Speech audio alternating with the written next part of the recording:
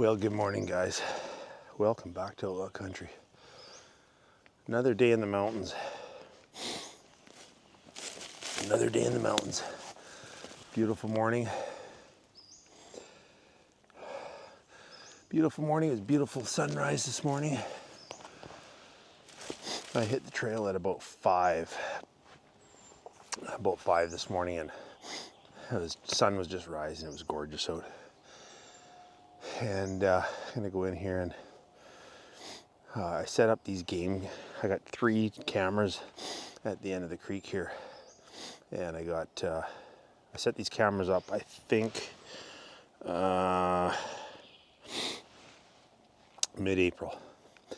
So I want to get in here and check them out, see what we got, see if we've got any good footage. So I got it's about 4 miles into where the cameras are at. It's not too tough of going. It's a little steep, but that's good. Gets the legs in shape. So we'll head in here, and I brought some extra SD cards with me, so I'm going to pull these SD cards out if there's anything on them. Pull these SD cards out and throw some new ones in. So I've got a total now of 12 game cameras out. And then I've got them out here, different locations, and I'm gonna take at least 2 or 3 up north with me in September when I go for my moose and sheep hunt. And I'm gonna take 2 cameras up there with me then at least, and leave them there all winter. So that'll be pretty cool to go back next year and get a whole winter's worth, or a whole year's worth of footage on them. So anyhow, hope you're all doing well, and let's hit the trail.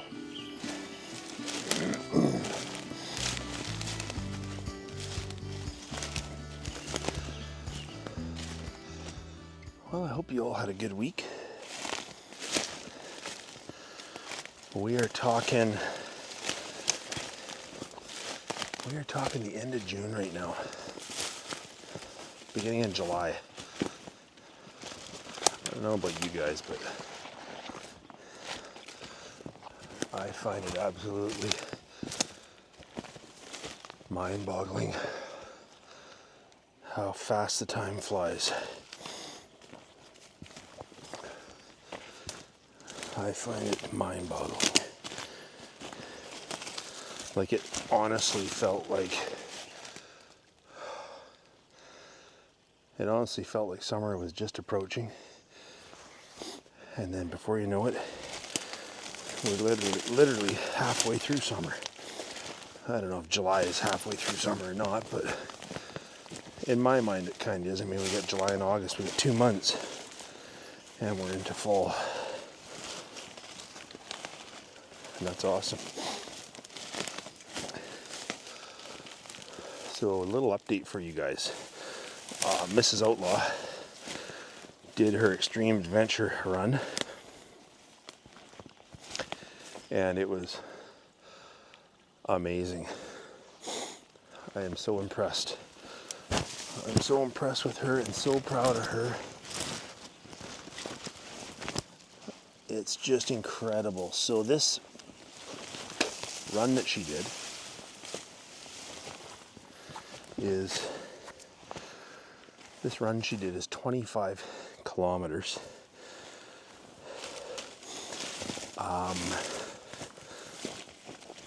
But it's a mountain run, and a rugged mountain run. So you gain 4,500 feet of elevation in 4,500 feet of elevation gain in about 4 kilometers. And I'm sorry for everyone that works in miles. I don't really know how many miles that is, but it's not very far. 4 kilometers, 4,500 feet elevation. So you basically run 12 kilometers up a mountain, and you get to the summit, and then you run around 13 kilometers down. And she trained really hard, and I'm so proud of her. She finished, there was 1,500 entries, and she finished 230 out of 1,500. I mean, there's some very serious competitive runners doing this thing. She placed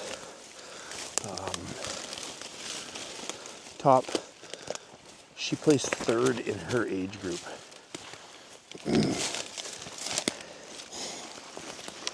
So she placed third in her age group, and she actually placed third in the age group above her as well. Anyhow, super proud of her for finishing that. And she has done many marathons.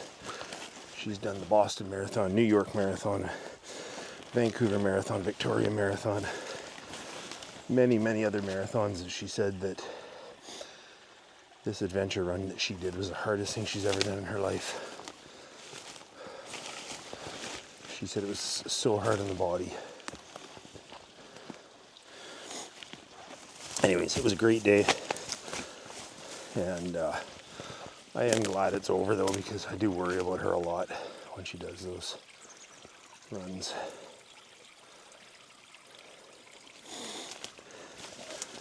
Boy, has the creek ever dried up. Still running a little bit, but wow, unreal. Unbelievable.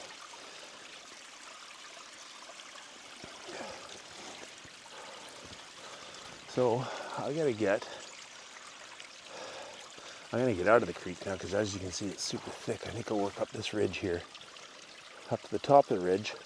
I'm gonna follow that ridge for quite some time, and then I'll drop down into the other main creek. And there's a couple good game trails going down to that creek, and that's where I've got my cameras set up. So what else we got on the go, you ask? Well, we're getting ready now for some fishing. It's time to get ready to do some fishing. I'm almost out of salmon and halibut in my freezer, so I'm going to head out to the west coast very soon here. A couple of days I'm going to head out to the west coast for a couple weeks and try to get some salmon and halibut.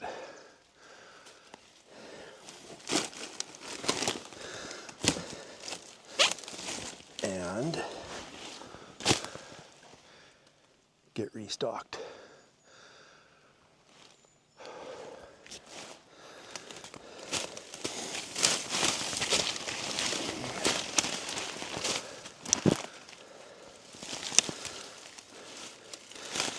And I'll keep doing my hikes. I'm going to start increasing my mileage a bit more now. Can't really increase my frequency of hikes. I just don't have time.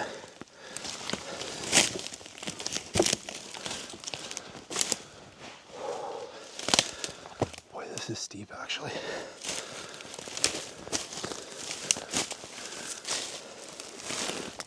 So yeah, I can't really get out and do more hikes than what I do, but I can certainly increase my mileage.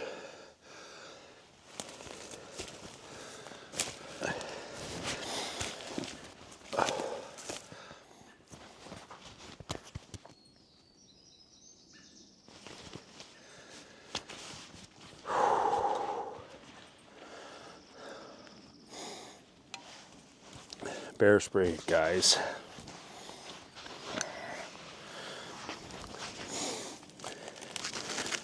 If I can give I can give you guys a piece of friendly advice. Oh man. You know what's awesome when you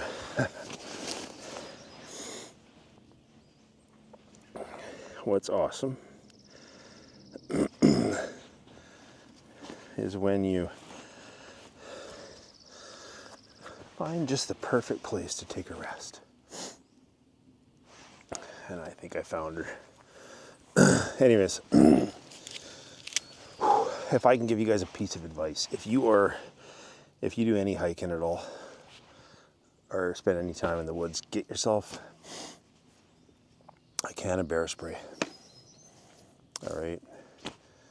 It's you know, they're fairly inexpensive. And I carry the larger can. You can get them quite small, you can get them bigger than this, but I carry the sort of the medium to large size can. Shove it in your pocket, hang it off your pack, whatever. I generally hang it off my pack, but if I'm going through the thick shit, I take it off because it'll catch on stuff and I don't want it banging around. But get a can of bear spray. It can save your life. So, speaking of which, my last video, last week's video, when I was hiking there and I thought I heard a bear, and so I was hiking. It's fairly thick, and I could have swore that I heard a bear huffing at me. And bears will do a few different things when they're feeling threatened. They'll snap their jaws like that. You'll hear that, and then they'll also huff. And when they huff, a lot of times they'll pound the ground with their front feet. They'll jump up and down the ground, and when they huff, you'll just hear them. And that's what I thought I heard. As I was going through that thick shit, I thought I heard, and I stopped, and I can't remember now if I included it all in the video or not, but I could have swore I heard that, and I stopped, and it was kind of sounded like it was kind of right in front of me, and I stopped, and then I heard a few branches breaking, and then I heard it for quite a bit further away. So I thought, okay, the bear, you know, I was sure that it was a bear, and I thought it took off on me, heading the other way. Makes sense, right? That's generally what they do. But then, and then when so anyways, whatever. In the moment, my brain's going bear, and I just skirted around it, as I showed in the video. But then as I skirted around it, the bear kind of went this way, and I kind of went around like this. And then I jumped something else that took off down the hill. But it was running, and so it sounded like more like a deer or possibly an elk. And whatever, that was it. So then I get home, and when I edit, 90% of the time, when I edit my videos, I just edit with the sound on the computer and down fairly low. Unless there's something that really intrigued me, then I'll throw my headphones on. And my headphones are good noise canceling headphones. So if there's something that caught my attention out there, I'll throw the headphones on and listen to it. But I was confident at the time that was a bear, so there was like no point in putting the headphones on. So anyways, edited the video, did my thing, put the video up, and I got about 3 emails in a matter of like 4 hours. So I got 3 emails, and the one gentleman that emailed me was able to, kill the background noise and whatnot, and turn the volume up, and you could hear something for sure. And I had my headphones in when I was listening to what he sent me, and I went, all right. And no offense to anybody, but I never know if people have altered the video or whatever. So I went back to my original, not on YouTube, but my original on my camera. I went back to the original footage, put my noise canceling headphones on and listened to it. And sure enough, there was something there. It was pretty wild, actually. These are pretty good headphones, and I was able to, I'm in my office, so I'm in a quiet room, and you could distinctly hear it. And I don't know, it sounded like talking. It sounded like garbled talking, almost like a person. But there's no way a person, if it was a person there, there's no way they're going to run away from me, right? A person might think I'm a bear or whatever at first, but then I yelled out, "Hey bear, hey bear," which I do if I think that there's a bear there. So, if that was a person or two people or hikers or whatever, and I yelled out, "Hey bear," they're probably going to go, "Hey, hello, it's us," whatever.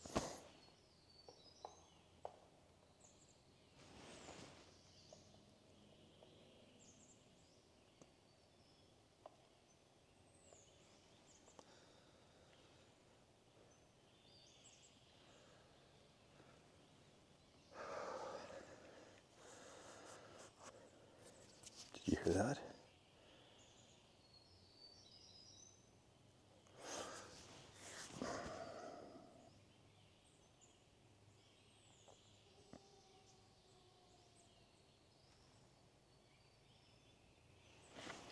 Us, whatever.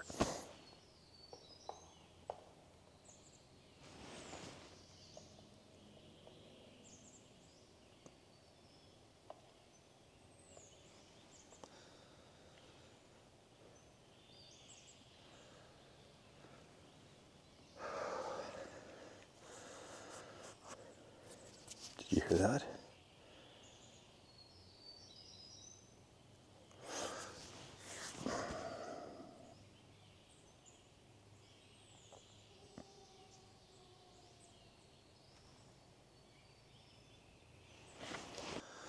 Oh boy. Anyhow,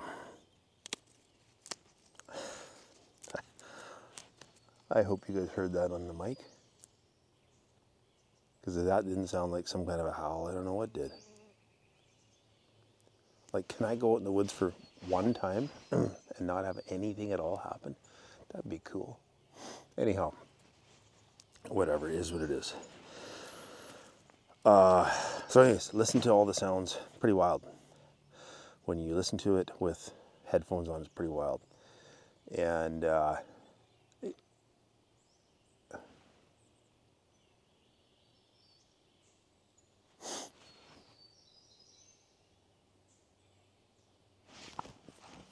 so anyways, lots of comments about that. So thanks, guys. Had a few people that emailed in and said, hey, why don't you send your recording or your video or whatever into Thinker Thunker on YouTube.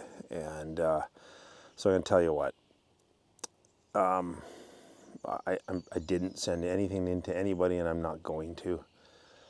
And the reason is I don't need proof. I don't need proof of anything.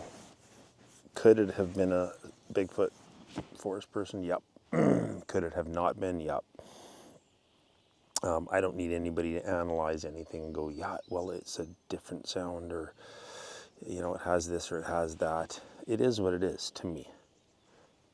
I don't need any proof. There's a lot of people, obviously, there's a lot of people that just cannot wrap their heads around this topic or whatever without any proof. And that's fine, but I don't need it, so. No, didn't send the video into anybody, and not gonna. I got other videos that are far crazier than that. And that sound I just heard, there was something banging on a tree, knocking on a tree over there. Don't know what it was. And then I heard a howl. Don't know what it was. I heard two howls. Don't know what it was. Could have been a wolf. But don't need proof. Sorry.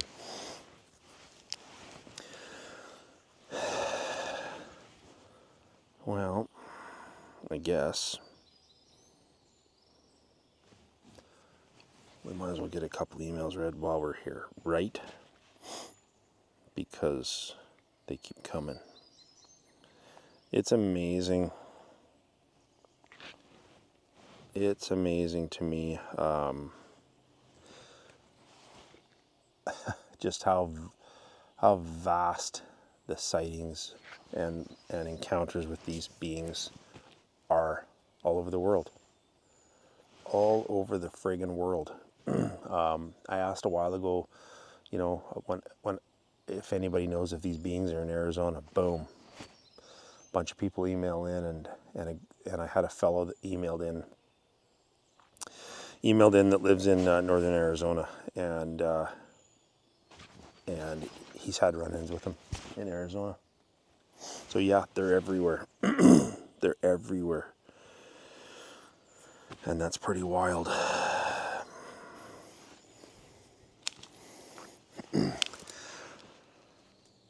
Sorry guys. I actually left. I actually left the spot I was sitting in because there was something behind me. And I called out a couple of times, didn't hear nothing, so I was like, no, I'm out of here. So I buggered off, went another half a mile up the creek, and found another spot, and I will get these emails read. What do we have? Oh, I have a gentleman that emailed in just the other day and wants to have a phone call. Wants to have a video call with me. He's had many experiences. So I'm going to have a chat with him. But until then, next on the list here. And I apologize about the bugs because they're bad. Here we go. Good morning, Outlaw Country. I'm Noah Charlie, and I live in a small village in the central Yukon Territory. I just turned 70 in January and decided that it time to tell my story to more than just people in my village. Many people in our community have had run-ins with the Nagani or Sasquatch. And some of them are terrifying for sure. 30 years ago, there was a young girl in the village that was taken by a Nagani. And she was missing for 2 days. I was 40 at the time and was part of the search group that went looking for the girl. She was only 8 years old. She was out playing with 2 friends at a small park behind the community center. The 2 other girls said they heard something calling them from the trees. And after a few minutes, the one girl decided to go and see who it was. She was standing on the edge of the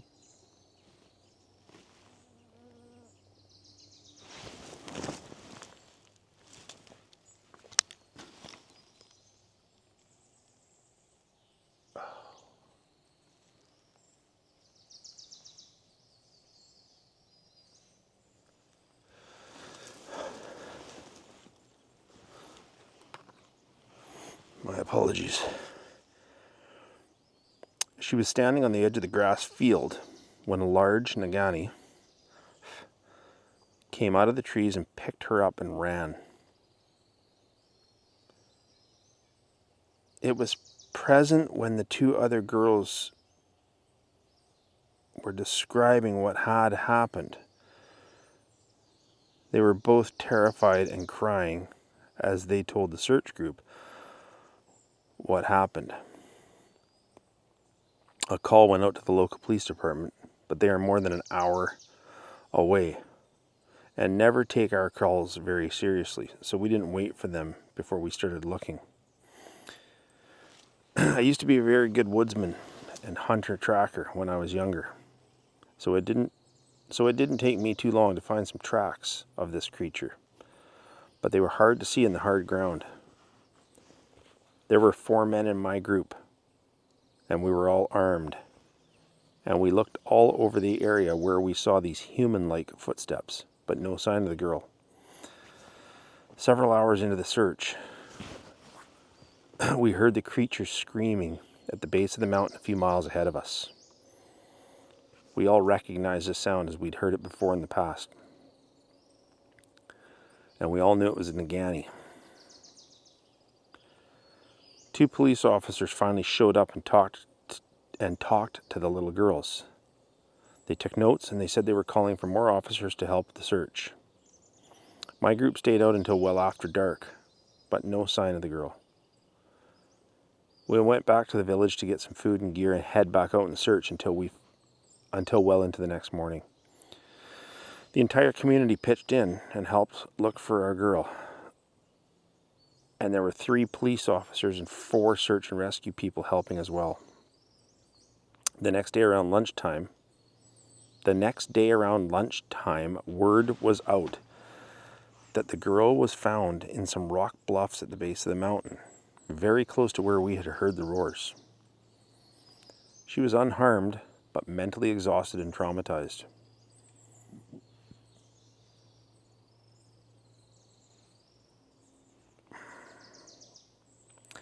I won't share her name, but she does still live in the village and has a family of her own now.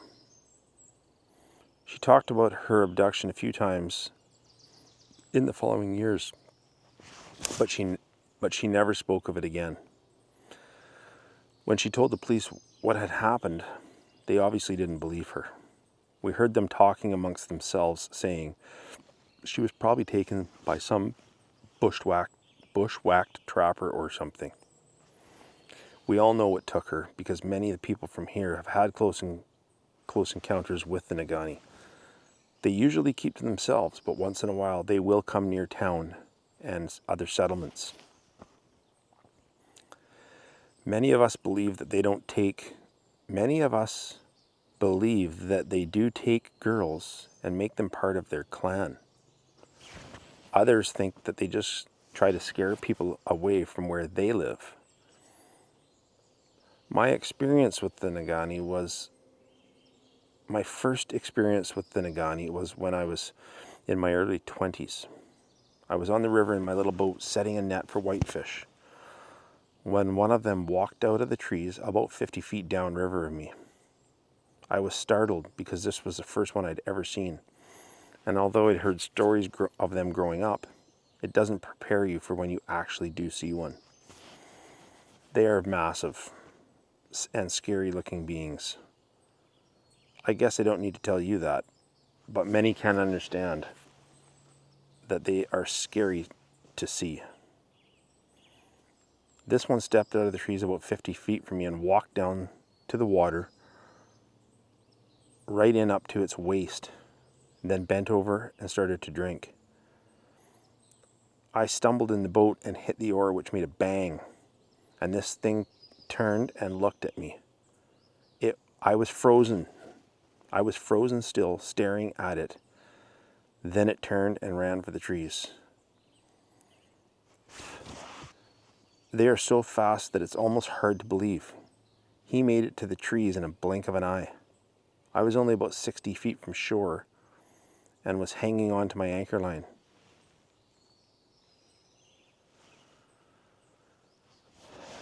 I didn't want to let go of it and drift to shore. Then this Nagani stepped out of the trees right in front of me, where my net was tied to a tree. For a minute it just stared at me and I didn't move a muscle. I don't even remember if I was able to move. Then he roared at me and made some really strange movements. He was throwing his hands towards me and grunting. He reached behind him and ripped 2 trees right out of the ground and threw them towards me.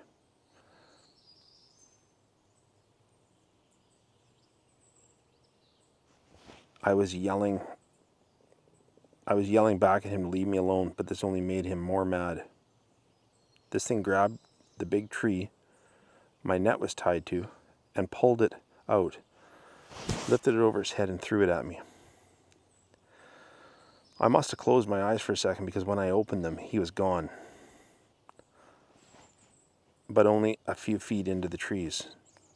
I could see the trees breaking and hear him roaring, like a huge bull moose tearing apart an area. I decided to let go of the anchor line and start paddling away from shore, so I did, and luckily I got far enough out in the river that I was able to start the outboard and get out of there. I went home and told my father what had happened.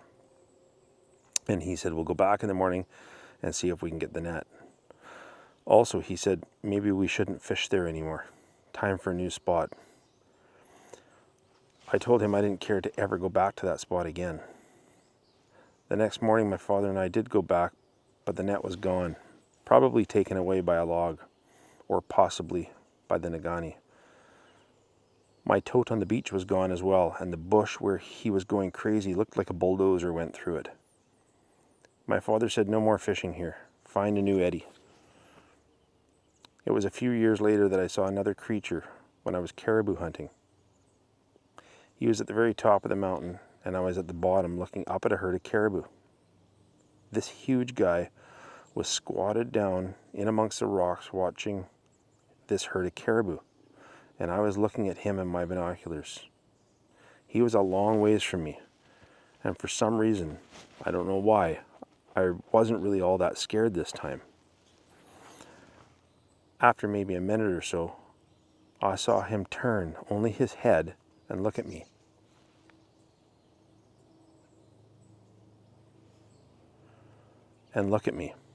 That was it. I knew that look was my sign to find another spot to hunt. I left the area and never had a problem. My next time running into them was on my way back home from town with my wife. We'd gone in for groceries and dinner, and it was dark heading back home. We were only a few miles from the bridge when two of the creatures ran out in front of my truck, maybe 40 yards ahead of us.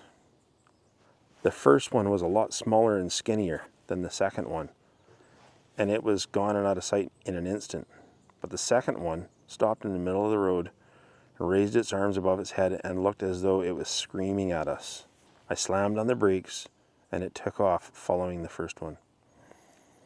The second one was definitely the male, as it was much bigger and heavier than the first. That was the first Nagani that Anne had ever seen, and she could not believe it. It was all that she talked about for weeks.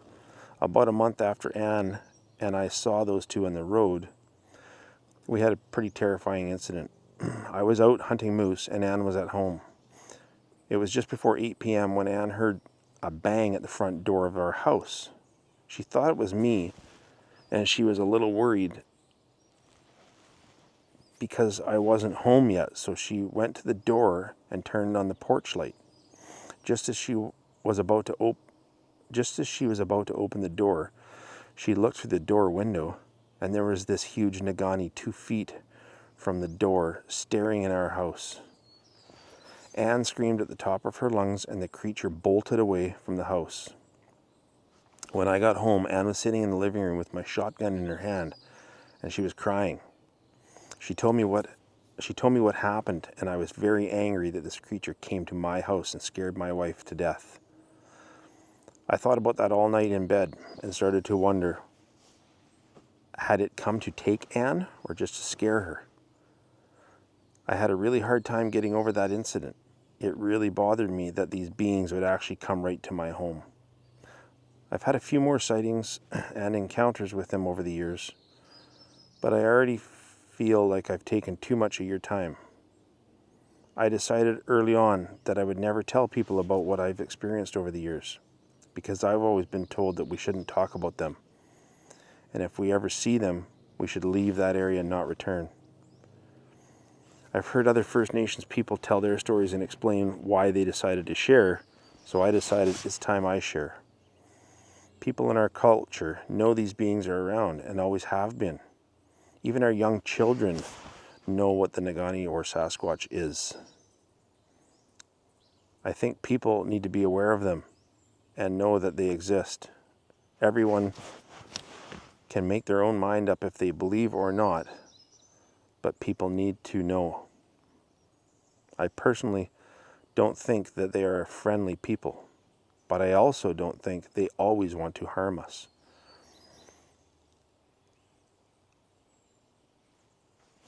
I say they want to live in isolation and be left alone. But when they do encounter people, sometimes they act aggressively. I will maybe send another email to you later, Darren, because I do have other stories to tell. I do like watching your show. And Anne says you remind her of me when I was a young guy. You can share my email if you want, or keep it to yourself. I just wanted to share my experiences with you. Take care. Noah Charlie. Thanks, Noah. Thanks, Anne.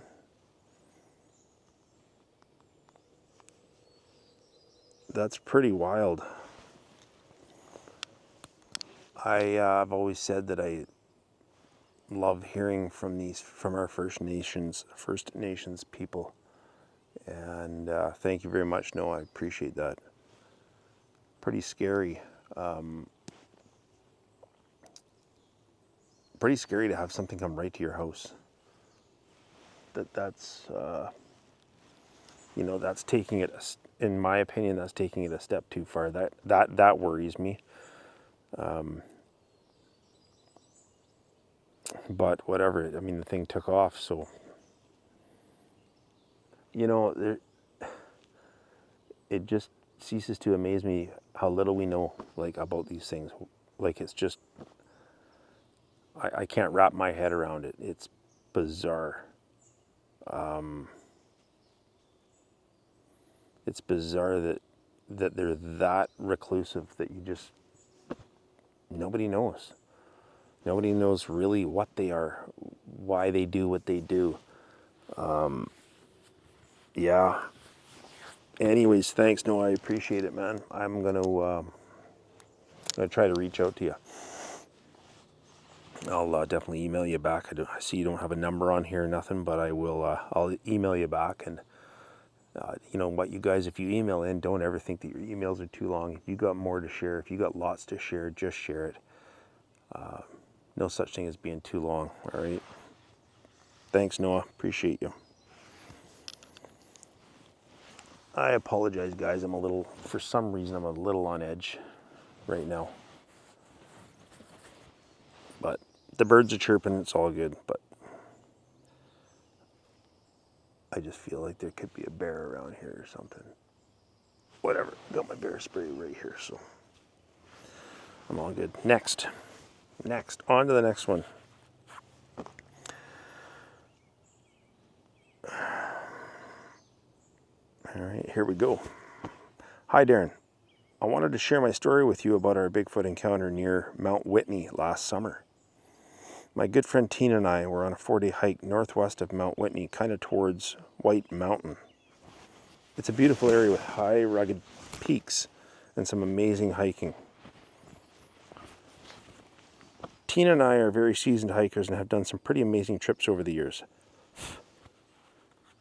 It was early morning and we were on a fairly well-used trail heading north to our last spot we were going to camp before heading back. I was leading and Tina wasn't more than 10 feet behind me when we both heard a really loud clicking sound. It sounded similar to a bear snapping its jaw and clicking its teeth, but it was definitely different. We stopped and started looking around in case it was a bear. We both carry bear spray, and I actually had mine out of the case and in my hand.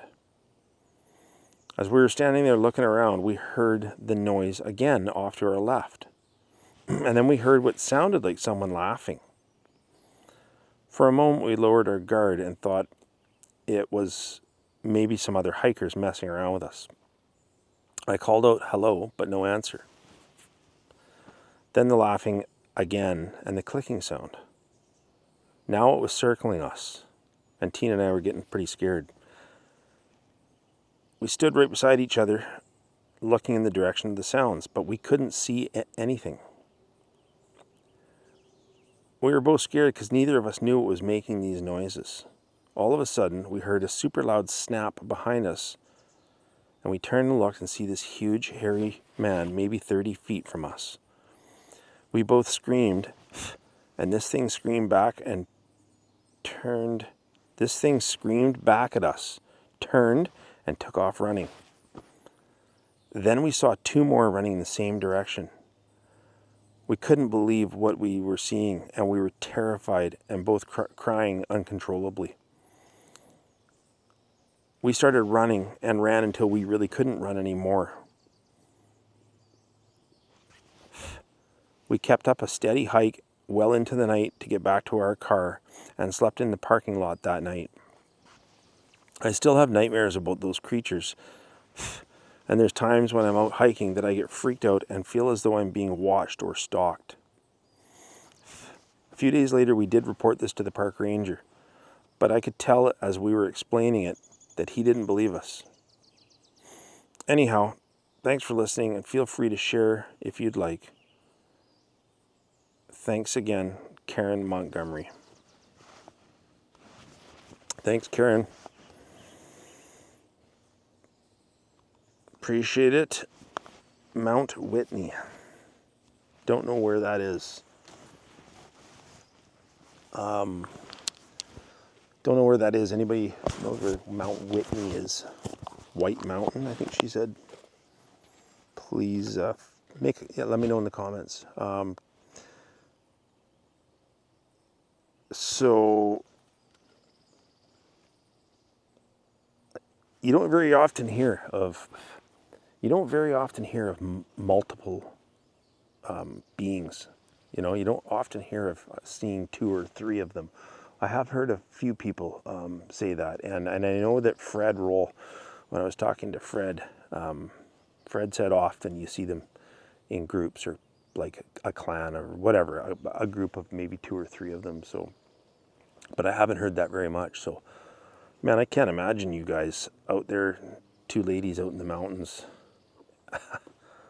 2 ladies out in the mountains and planning on having to spend a night and seeing something like that.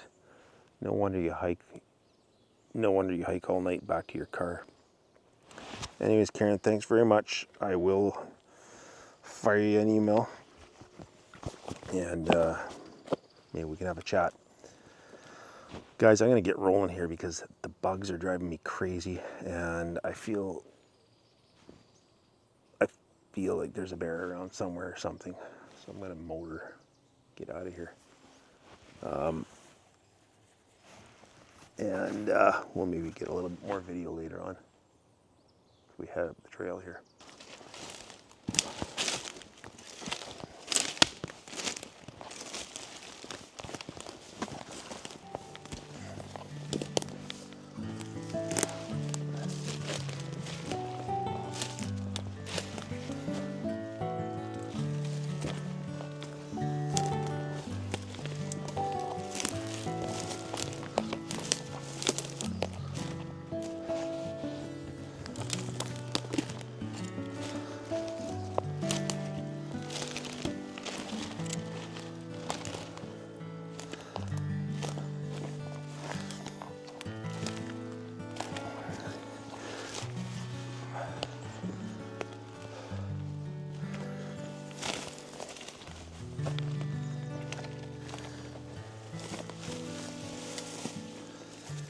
You know, I consider myself a pretty well-seasoned bushman. Pretty well-seasoned in the woods. And I'll tell you what, there is times when I'm out here and I'm very uneasy.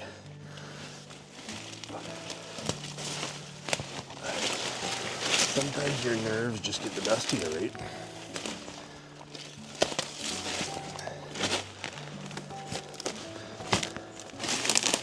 You know, you'd be a fool for thinking, that there's not a lot of things out here that can kill you, because there is. All right, you're in the woods. You got all sorts of predators that could take you out in a heartbeat. All right, guys, I got to rock and roll here. Get out there and get my camera. So hope you all have a good day, and get out and do what you love. If there's something you love doing, do it. Whether it be knitting or hiking or walking or whatever. Get out and do it. All right. Be safe. And most importantly, be a good person. Just be a good person. Okay, we'll see you guys next week. Take care. I'm out.